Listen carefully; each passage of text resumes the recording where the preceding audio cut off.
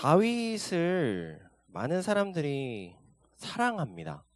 다윗을 굉장히 좋아하고 다윗이 이 성경 속에 나오는 인물들을 우리는 닮고 싶은 마음에 보통은 그 사람의 이름을 따서 자녀들의 이름을 짓기도 하죠.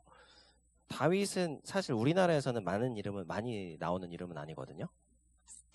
그럼에도 불구하고 이제 외국에서는 많이 사용되는 이름입니다. 데이빗이라는 이름이 다윗입니다. 데이비드라는 이름이 다윗인데 굉장히 많이 쓰이죠. 그런데 재미있는 것은 무엇이냐면 오늘 본문에서는 그 다윗이 처음으로 바닥을 치는 모습을 우리가 확인할 수 있다는 것이죠. 우리가 지난 성탄절에도 같이 나눴던 말씀이지만 그런즉 선줄로 생각하는 자는 넘어질까 조심하라 말씀을 하시죠. 재미있는 것은 다윗이 광야 길을 다닐 때에도 그리고 동굴에서 생활할 때에도 목숨을 위협을 받는 상황 속에서 도망을 치는 순간에서도 하나님 앞을 떠나지 않았었거든요. 계속 하나님 앞에서 정직하게 살았습니다.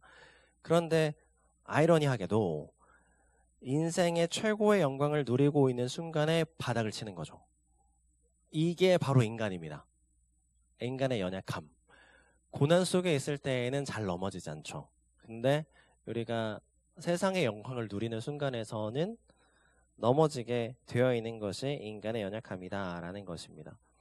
그런 대표성을 가지고 있는 다윗의 재미있는 장면은 또 뭐냐면요.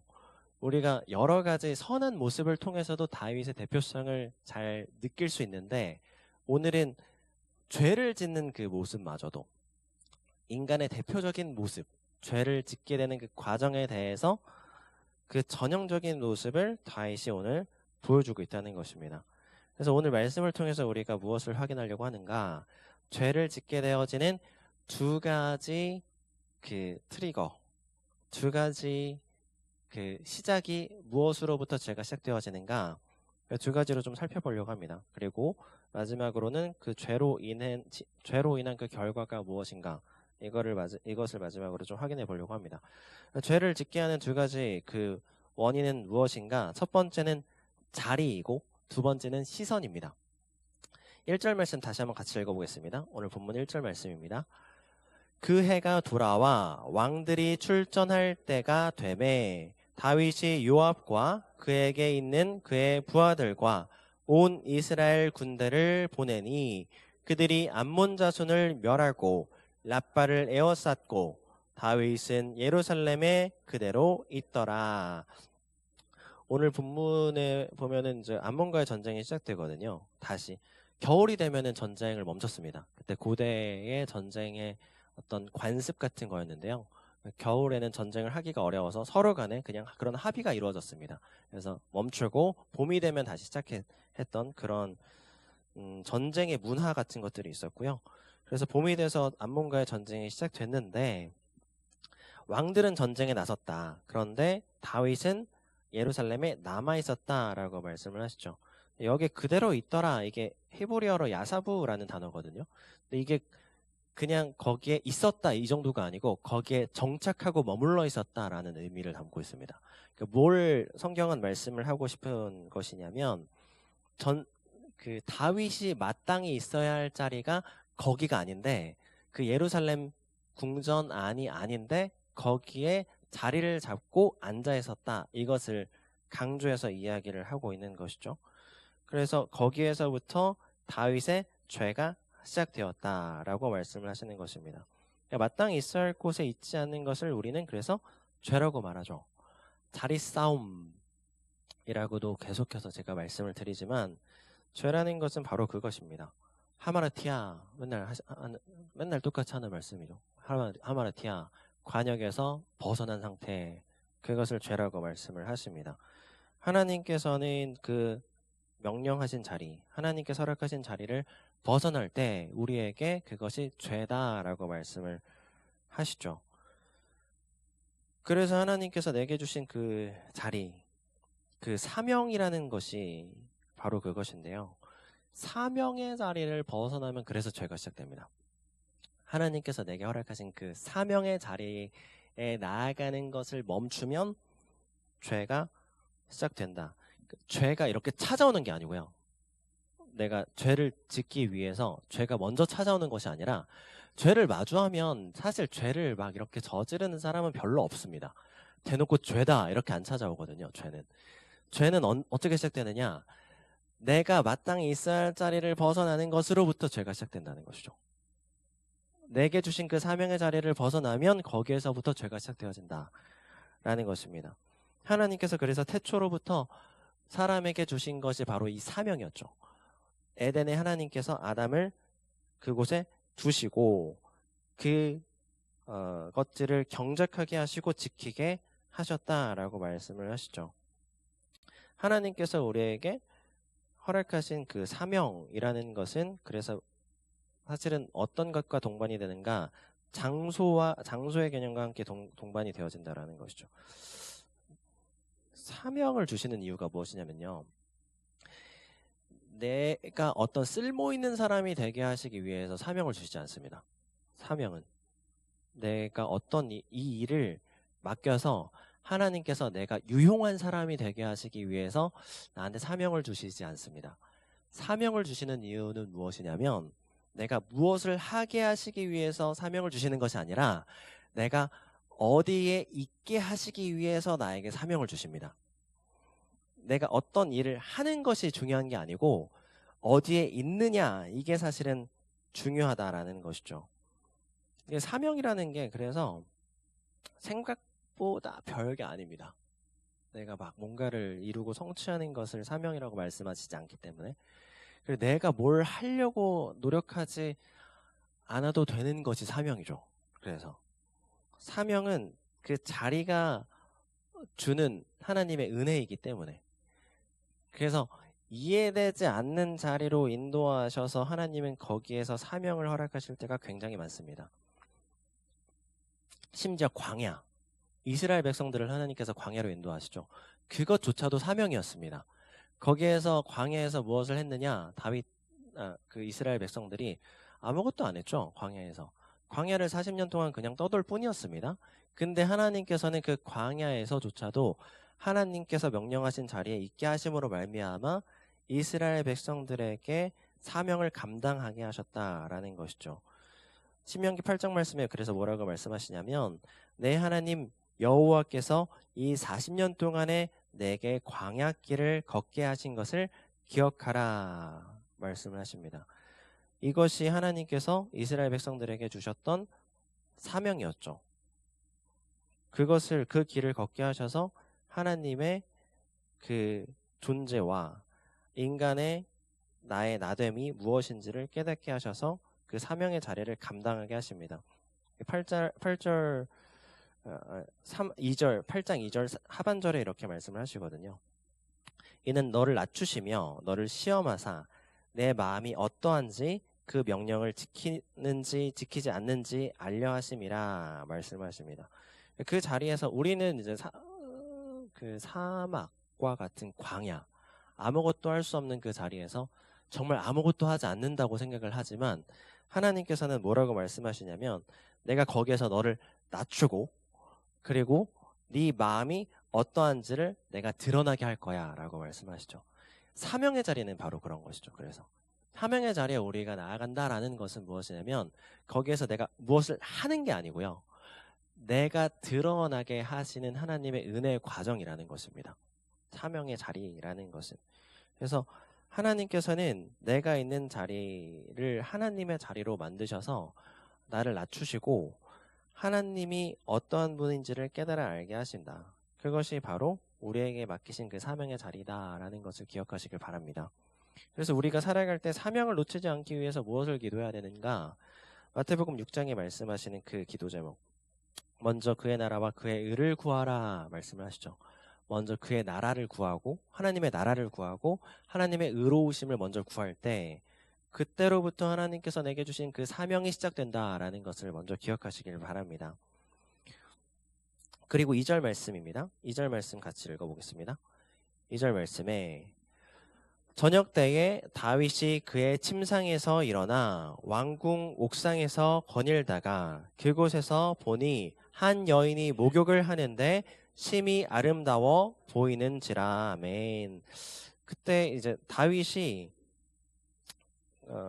있었던 그 건축 양식이 그때 어떻게 되어 있었냐면요, 계단식이었습니다. 계단식. 그래서 다윗이 머물고 있었던 그 왕궁이 제일 높은 위치에 있었고요. 다윗이 있었던 자리에서는 예루살렘 전체를 다 내다볼 수 있었죠. 그 전체를. 그렇기 때문에 그 자리에서 밧세바를 볼 수 있었다. 근데 밧세바는 또 어떤 상황이었는가? 레위기 15장에 보면요, 몸에서 유출이 일어나면은 부정하다고 말씀을 하시거든요. 그래서 그 당시에 이제 여자들이 월경을 하고 피가 나오면 부정하다고 이야기를 했습니다. 그리고 그로부터 일주일 동안은 그 부정함이 지속된다고 말씀을 하셨죠.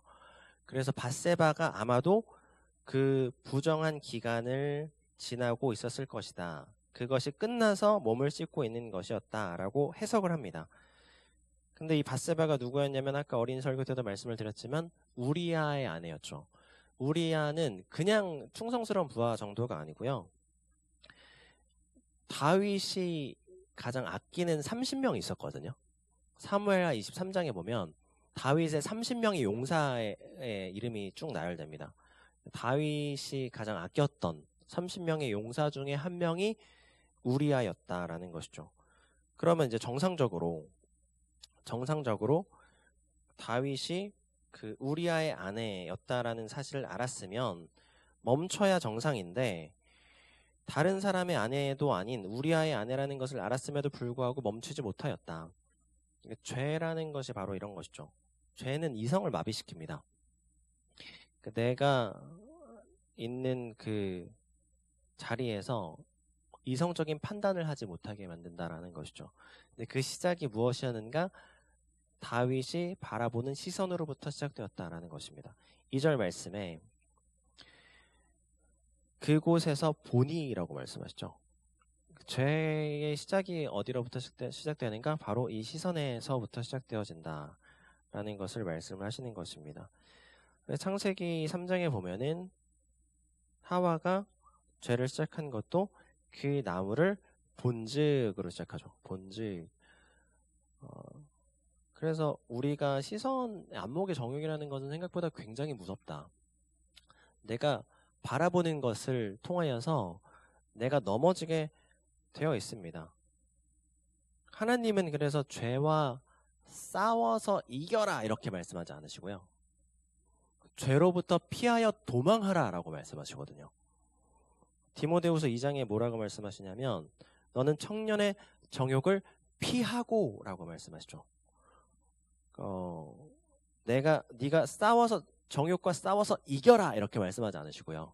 정욕을 마주하면 그곳에서부터 도망치고 피하여라 라고 말씀을 하신다.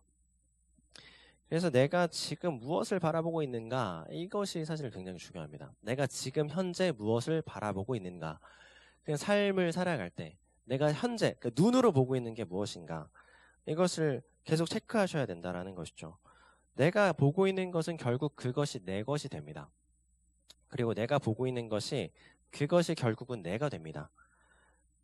사명이라는 것이 사실은 거창한 게 아니고요. 사명이라는 것은 하나님께서 허락하신 것을 보고 있는 것, 그것이 사실은 사명입니다. 그러니까 사명을 이렇게 거창하게 생각하지 마시고, 사명이라는 것은 하나님께서 내게 주신 것이 무엇인지를 기억하고 그것만을 바라보는 것, 그것이 우리에게 주신 사명이 되어야 한다라는 것이죠. 다윗이 사실은 그래서 건강할 때는 어떤 상황 속에서도 하나님을 내 앞에 모십니다 라고 고백하거든요.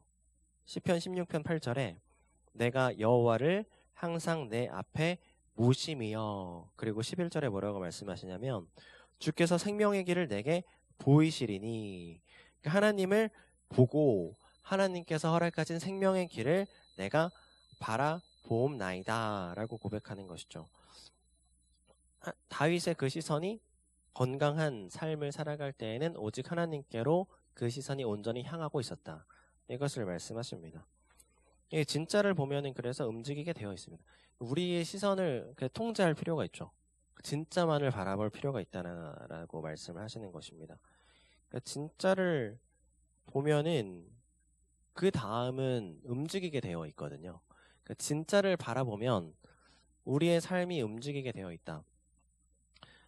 성탄설교 때도 잠깐 이야기했지만 빌립이 예수님을 만나고 나서 나다나엘에게 뛰어갑니다. 내가 진짜를 만났다.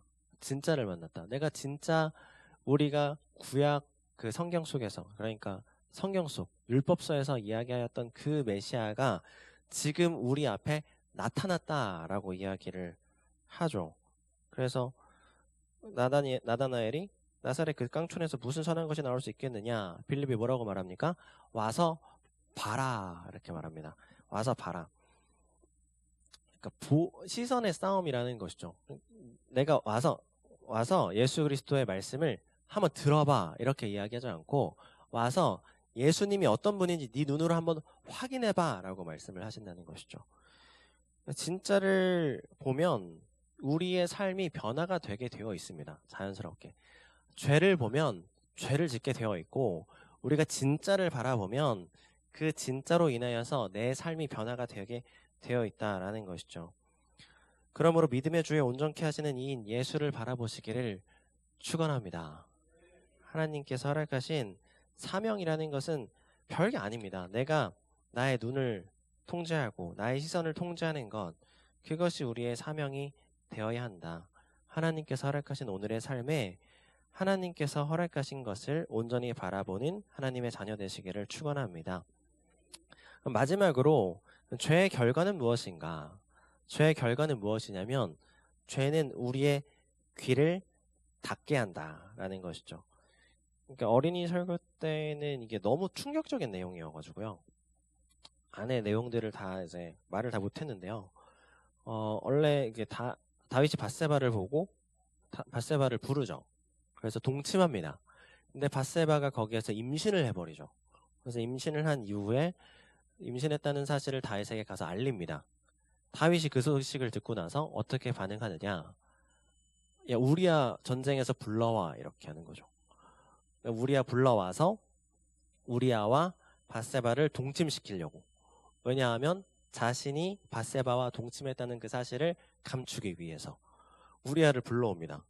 근데 이 충성스러운 부하 우리야는 집에 가서 자는 걸 거절합니다.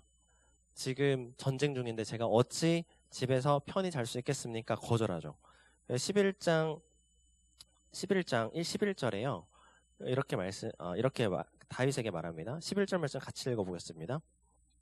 우리야가 다윗에게 하래되 언약궤와 이스라엘과 유다가 야영 중에 있고 내 주 요압과 내 왕의 부하들이 바깥들에 진치고 있거늘 내가 어찌 내 집으로 가서 먹고 마시고 내 처와 같이 자리이까? 내가 이 일을 행하지 아니하기로 왕의 살아계심과 왕의 혼의 살아계심을 두고 맹세하나이다 하니라. 우리아가 다윗 앞에서 이와 같이 충성스러운 고백을 합니다. 자기의 다짐을 선포하는 것이죠. 근데 이게 사실은요, 다윗에게 하나님께서 하시는 메시지와도 같죠. 지금 전쟁 중에 있고 하나님의 언약궤는 장막에 있는데 너는 어찌 그 편한 자리에서 그렇게 누워있느냐? 너는 어찌 그 자리에서 죄를 짓고 있느냐? 라고 하나님께서 말씀하시는 것입니다. 하나님께서 주신 그 마지막 동아줄이었거든요. 다윗에게 주신 동아줄. 근데 다윗이 그걸 듣지 못하죠. 죄를 지은 자의 모습이 바로 이와 같다. 다윗이 그래서 어떻게 행동을 하냐면 저 입을 틀어 막아버려야겠다, 이렇게 행동합니다. 야, 술 먹여 가가지고 술 가져와. 야, 우리야 술 좀 먹여. 그래서 술 먹여서 집에 돌려보내자, 이렇게 반응합니다.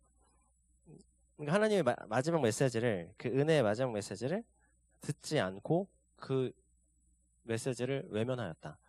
사도행전 7장에도 비슷한 장면이 나오죠. 스데반 집사님이 마지막으로 설교를 합니다. 사람들 앞에서. 근데 그 설교를 다 들은 사람들이 뭐라고 이야기를 하냐면 마음이 찔려 이를 갈거늘 이라고 말씀하시죠. 그리고 스데반 집사님을 가가지고 돌로 쳐서 죽입니다. 그러니까 죄 가운데 있는 사람들에게 하나님 말씀이 들린다라는 것은 그와 같은 고통입니다, 사실. 내가 하나님 말씀 듣는 것이 뭔가 불편하다. 죄에 노출되어 있어서 그렇습니다. 내가 하나님이 좀 피하고 싶다. 죄 가운데 있어서 그렇습니다. 아담이 하나님 낯을 피하여서 동산 나무 사이에 숨어 있었더라 말씀하시거든요. 선악과를 먹고 하나님을 보는 것이 두려운 거죠. 인간이 가지고 있는 속성 중에 하나님을 마주하는 것이 불편한 것은 죄밖에 없습니다. 죄로 인하여서 하나님 보는 것이 불편하고 두려운 것. 그것이 어쩌면 하나님께서 우리에게 주신 그 은혜다라는 것이죠. 그렇기 때문에 사실은 하나님 말씀이 듣는 것이 불편하다. 그러면은 이제 역설적이게도 아직은 좀 소망이 있다. 하나님 말씀이 듣는 것이 좀 불편하다면. 왜냐하면 하나님 말씀이 불편하다라는 것은 아직은 그래도 내 마음이 살아있다라는 그 증거이기 때문에. 아직 마음이 살아있기 때문에 하나님 말씀 듣는 것이 불편하고 아직은 힘든 것이다 라는 것이죠. 최악의 상황은 뭐냐면요. 최악의 상태는 하나님 말씀을 들어도 깨닫지 못하고 보기는 보아도 알지 못하는 상태. 이것을 하나님은 최악의 상태라고 말씀하시죠. 하나님 말씀이 전혀 들리지 않는다. 듣고 있는데 굉장히 심각합니다. 하나님 말씀을 듣는데 마음에 불편함이 있다. 그럼 아직 희망이 있다. 근데 하나님 말씀을 듣는데 꿀송이처럼 너무 달다. 정상적인 상태입니다. 그게. 우리 사명이 무엇이냐? 하나님 말씀을 듣는 겁니다. 별게 없고요. 하나님이 주신 우리의 사명은 다른 게 없습니다. 하나님이 주신 말씀을 듣는 것. 그것만 해도 된다. 계속 하나님 말씀을 들을 때에 내 굳어있는 마음이 새 마음으로 하나님께서 변화시켜 주신다고 말씀하십니다. 내 마음에 찔림이 있을 때 그 찔림을 하나님께서는 하나님 말씀으로 다시 새로운 영으로 변화시켜 주신다고 말씀하십니다. 이 말씀이 그리고 비로소 나의 삶을 살아있는 말씀으로 내 마음 가운데 정말 꿀송이처럼 단 하나님의 말씀으로 변화가 되어지는 것을 경험하게 하신다라는 것이죠. 귀가 뚫릴 때까지 들으시기 바랍니다. 하나님 말씀을. 듣고 또 들어서 결국은 들리도록 하나님께서 나에게 말씀하시는구나. 길을 걸어 다닐 때에도 하나님께서 나에게 말씀하십니다. 그 음성에 귀를 기울이시기 바랍니다. 사람을 통해서도 말씀하십니다. 내 주변에 있는 사람을 통해서도 나에게 말씀하시죠. 그 말씀 저 입을 틀어 막아야지 이렇게 생각하지 마시고 그 말씀을 통해서 하나님께서 나에게 알게 하십니다. 그 말씀을 드러내시길 바랍니다. 영존하시고 하나님께서 충만하심으로 내 모든 삶을 통치하심이 나의 살아가는 오늘의 삶 가운데 온전히 임하게 되어지는 하나님의 자녀로서의 그 복을 온전히 누리시기를 축원합니다. 우리 마지막으로 로마서 10장 17절 말씀 함께 읽고 마치겠습니다. 신약성경 로마서 10장 17절에 이렇게 말씀하시죠. 로마서 10장 17절 말씀 찾으신 분들만 함께 한 목소리로 읽겠습니다. 그러므로 믿음은 들음에서 나며 들음은 그리스도의 말씀으로 말미암니라. 아멘.